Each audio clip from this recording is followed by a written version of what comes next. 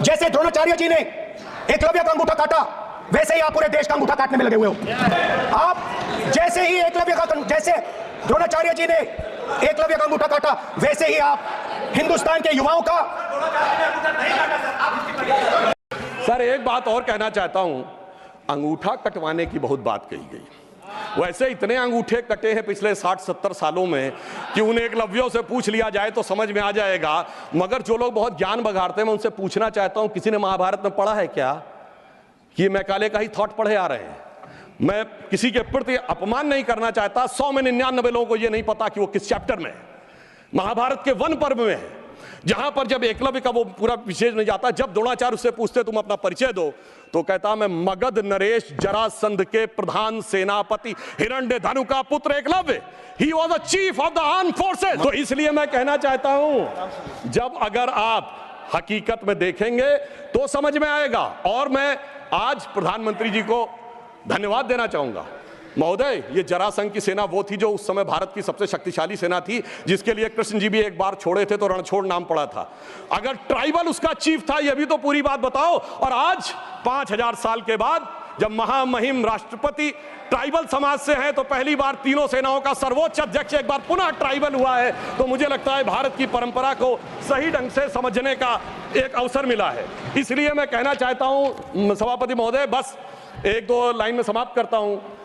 अगर महाभारत ही पढ़ना है तो महर्षि वेदव्यास की दृष्टि से पढ़ो, विदुर की दृष्टि से पढ़ो, शकुनी की दृष्टि से पढ़ोगे, भाइयों को लड़ाने वाले शकुनी की दृष्टि से, तो यही नजर आएगा।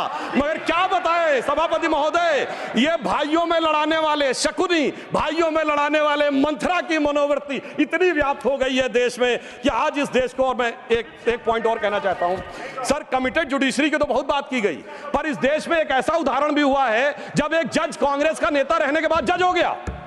सर 1962 से 68 तक जस्टिस बहरुल इस्लाम राज्यसभा में कांग्रेस के सदस्य रहे, फिर 68 से 72 तक दोबारा सदस्य रहे। 72 में उन्होंने रिजाइन किया और जाकर बन गए गुवाहाटी हाईकोर्ट के जज।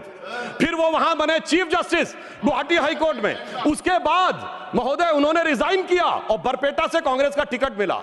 अब वो टिकट इलेक्शन काउंटर मांड हो गया, 84 में फिर राज्यसभा के सदस्य बन गए। अरे भाई, इस्तीफे के बाद आप बहुत कहेंगे कि जो राज्यसभा में आए कांग्रेस के नेता सांसद रहने के बाद, और उन्हें सुप्रीम कोर्ट का जज 8 महीने के गैप के बाद बनाया गया। मुझे लगता है संविधान का इससे बड़ा अपमान नहीं हो सकता था जो हमें देखने को मिला। और अंत में सभापति महोदय, मैं सिर्फ यह कहना चाहूंगा एक पंक्ति में कि भारत की लोगों के बारे में एक विचार करिए। कुंभ का मेला होने जा रहा है, जो दुनिया का सबसे बड़ा ऑर्गेनाइजेशन है, और ये किस साइंटिफिक आधार पे होता है? जुपिटर के 12 साल के सर्किल पे। अरे उन्हें तो 200-300 साल पहले जुपिटर के सर्किल का नहीं पता था, हम हजारों साल से आ रहे हैं। मगर क्या बताएं महोदय, जिनकी सोच ही देश के लिए अलग है। तो मैं अंत में कहना चाहूंगा, उनके लिए हम लोग कभी एक गीत गाते थे जब हमारी सरकार नहीं थी, उगा सूर्य कैसा कहो मुक्ति का ये, उजाला करोड़ों घरों में न पहुंचा। तो मैं उनके लिए कहना चाहता हूं, न संयम व्यवस्था न एकात्मता है, भरी है अभी तक मनों में गुलामी, वही राग अंग्रेजियत का पुराना, सुनाते बड़े लोग नामी गिरामी, प्रजातंत्र की धार उतनी गगन से मगर निर्जन सागरों तक न पहुंचा, उगा सूर्य कैसा कहो मुक्ति का ये। अंत में मैं एक पंक्ति कहकर समाप्त करता हूं। सर, इन्होंने जितना भी विभाजन क्रिएट करने का प्रयास करें, पर हम उस सिद्धांत को मानते हैं कि जाति, वर्ग और प्रांत भेद के भ्रम को दूर भगाता है। सबके मन का भाव एक है, सबकी भारत माता है, अनेकता में ऐक्य मंत्र को जन जन फिर अपनाता है। देखो प्यारा देश हमारा आगे बढ़ता जाता है। खत्म। उधर बीजेपी सांसद रविशंकर प्रसाद ने भी वीर सावरकर को लेकर संसद में बड़ी बात कही और उनका अपमान करने वालों को करारा जवाब दिया है। इस दौरान उन्होंने कहा कि एक बार राहुल गांधी को अंडमान निकोबार की सेलुलर जेल में ले जाया जाए, जहां 11 वर्ष सावरकर बंद थे। आगे उन्होंने अपनी भावनाओं को व्यक्त करते हुए ये कहा, सदन में मैंने आग्रह करूंगा, एक बार इनको अंडमान निकोबार की सेलुलर जेल में ले जाया जाए, जहां 11 साल सावरकर बंद थे। मैं 3 बार गया हूं उसमें, और जब भी गया हूं तो रोया हूं। उनको लिखने के लिए कलम तक नहीं मिलती थी और नीचे कच्ची फांसी दी जाती थी ताकि दर्द हो और सावरकर डरे। ठीक है, आप अपने राजनीति के लिए जो कुछ भी बोलिए, लेकिन जिस व्यक्ति ने देश के लिए इतना त्याग किया, उनके भाई की मृत्यु अंडमान में हो गई, उसके बारे में ऐसे शब्द का प्रयोग न करें, ये मैं बहुत विनम्रता से कहूंगा। और फिर कहूंगा ट्यूटर बदलना बहुत जरूरी है। ये ट्यूशन कहां से आ रहा है ये बताना बहुत जरूरी है। तो उधर आचार्य प्रमोद कृष्णम ने एक बार फिर से राहुल गांधी पर हमला बोला है। आचार्य प्रमोद कृष्णम ने राहुल गांधी के इस बयान तपस्या का मतलब शरीर में गर्मी पैदा करना, समझिए। हाँ, तप का ये मतलब है, तपस्या का ये मतलब है।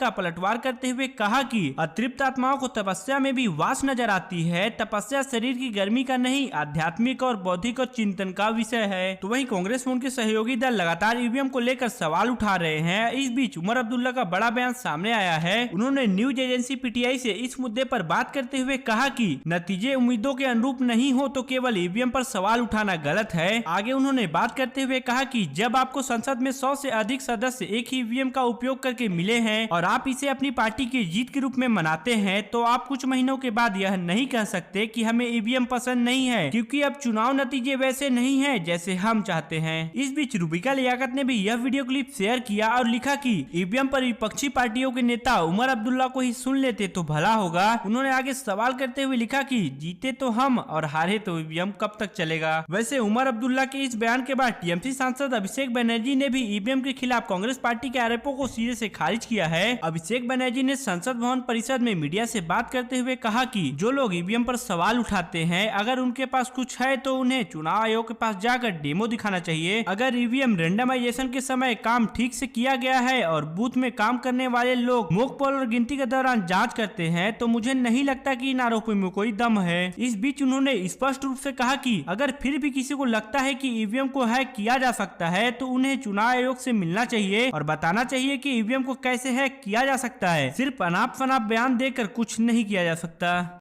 है। ऐसे वीडियोस के लिए और हमारे साथ जुड़े रहने के लिए चैनल को सब्सक्राइब जरूर कीजिएगा।